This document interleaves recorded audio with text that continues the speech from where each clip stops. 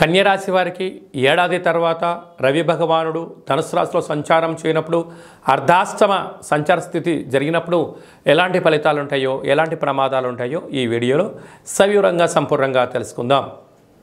కన్యరాశిలో ఏ నక్షత్రాలు వస్తాయనగా ఉత్తరా నక్షత్రంలోని 2, 3, 4 పాదాలు, హస్తా నక్షత్రంలోని 4 పాదాలు, చిత్తా నక్షత్రంలోని 1, 2 పాదాలను కలిపితే కన్యరాశి. కన్యరాశి ఒక అధిపతి బుధుడు.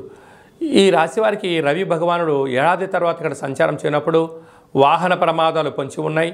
మీ జన్మ నక్షత్రం రోజున అష్టమి ఆదివారము శనివారం రోజున దూరవాయు జల ప్రయాణాలు పెట్టుకోకపోవడం ఉత్తమోత్తమం.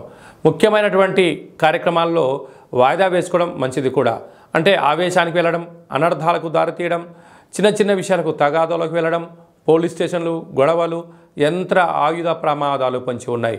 కనుక ఇలాంటి కాల సమయంలో ప్రశాంతత, మౌనం, ధ్యానం, ఆధ్యాత్మిక మంచిదని చెప్పి మీరు గుర్తుపెట్టుకోగలగాలి.